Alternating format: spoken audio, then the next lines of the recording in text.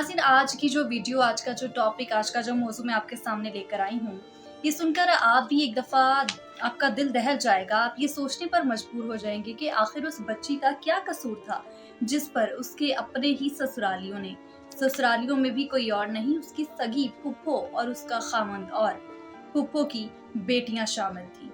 आखिर उसका ऐसा क्या कसूर था जिसकी बिना पे उस पर इतना तशद्दुद किया, इतना उसको मारा पीटा, इतना उस पर जुल्म किया कि वो बच्ची अपनी जान से हाथ धो बैठी। नाज़रीन, ये लड़की शानज़ा, जिसको आप दूसरी जानिब स्क्रीन पर देख रहे हैं, विंडो में दूसरी जानिब जिसकी आप तस्वीर देख रहे हैं, इसका नाम शानज़े है। नाज़रीन, शुरू से आपको मैं बताना चाहूंगी, इसका ताल्लुक खानका डोगरा के एक नवाही इलाके से है। नाज़रीन, इस बच्ची की जब शादी हुई, जब इसका रिश्ता मांगा गया, तो इसकी सगी फूफो इसके बाप के पास आई और इस कदर मिन्नत समाजत पे उतर आई कि इस बच्ची का रिश्ता मुझे ही चाहिए। इस कदर उसने अपने भाई की, सगे भाई की आके मिन्नतें की कि अपना दुपट्टा उतार के अपने भाई के पाँव में फेंक दिया कि इस बच्ची का रिश्ता मुझे दो, मैं इस बच्ची को, अपनी भतीजी को अपनी बहू बनाना चाहती हूँ।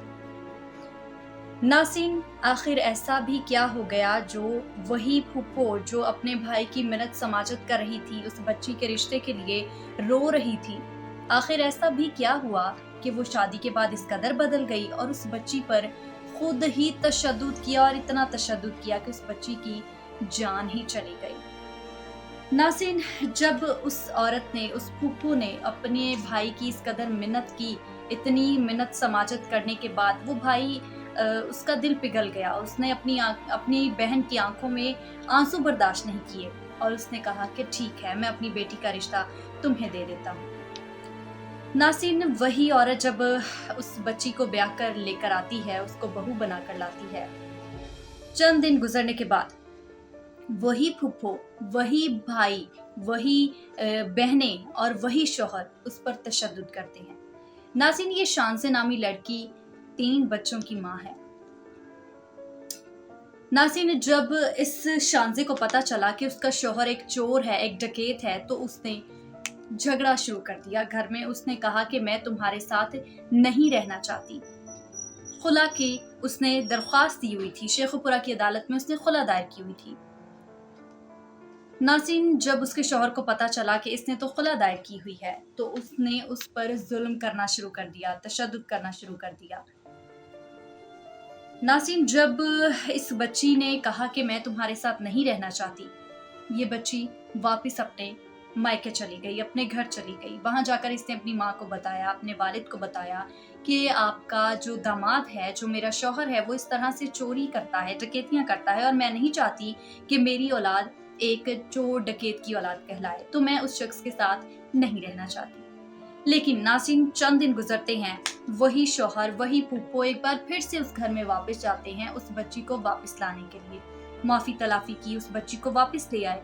यहाँ पे मैं गुनाह समझती हूँ, वालिदैन का भी कसूर इसमें समझती हूँ, क्योंकि अगर उनकी बच्ची अगर उनसे ये कह रही थी कि वो शख्स के साथ नहीं रहना चाहती, वो शख्स उसको मारता पीटता है, वो चोर है, डकैत है, उसके बारे में जो भी चीजें बताई, तो वालिदैन को इस पे स्टैंड लेना चाहिए था, वालिदैन को तहकीकात करनी चाहिए थी, लेकिन उन्होंने भी वापस भेज दिया।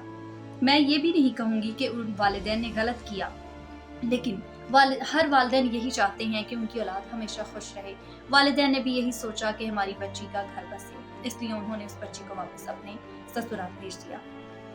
नाज़रीन, जब वो बच्ची को वापस लेकर आते हैं, अपनी बहू को वो वापस लेकर आते हैं, वो शौहर अपनी बीवी को जब वापस लेकर आता है, तो जो एक लकड़ी होती है, किलो मली लकड़ी, जिसको हम आम लफ्जों में फट्टी बोलते हैं, किलो मली फट्टी, किलो मली लकड़ी से उस शानज़े पर तशद्दुद करना शुरू कर दिया। इतना तशद्दुद किया, इस कदर उसको मारा पीटा, इस कदर उस पर जुल्म किया कि वो बच्ची अपनी जान से हाथ धो बैठी।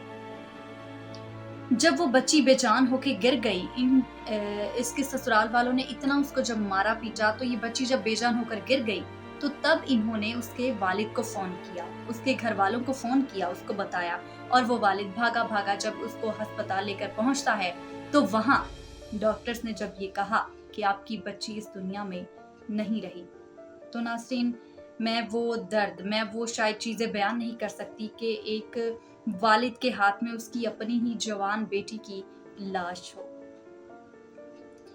नासिन जब पुलिस लेकर ससुराल में वो बाप पहुंचता है, उस पर एफआईआर करवाने की कोशिश करता है और बहुत सारे मामलात होते हैं।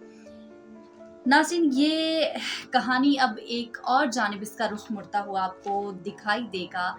और इस चीज़ में मैं आपको ये भी बताऊं कि जब उस बच्ची को गुस्ल देने की तैयारी की गई, उसको दफनाने की बारी आई, वो दफनाना तो बाद में, पहले गुस्ल की बारी आई। नासिन, जिसने गुस्ल देना था, जिन औरतों ने भी उसको हाथ लगाया गुस्ल देने के लिए आई, तो वो कांप कर पीछे चली गई। उन्होंने गुस्ल देने से इनकार कर दिया। पहली औरत जब आती है गुस्ल देने के लिए तो वो दौड़ के वापस चली जाती है। वो कहती है कि नहीं, मुझ में इतनी हिम्मत नहीं है, मेरे अंदर इतना वो बड़ा दिल नहीं है कि मैं इस बच्ची को गुस्ल दे सकूं। दूसरी जब औरत आती है, दूसरी ने भी यही कहा।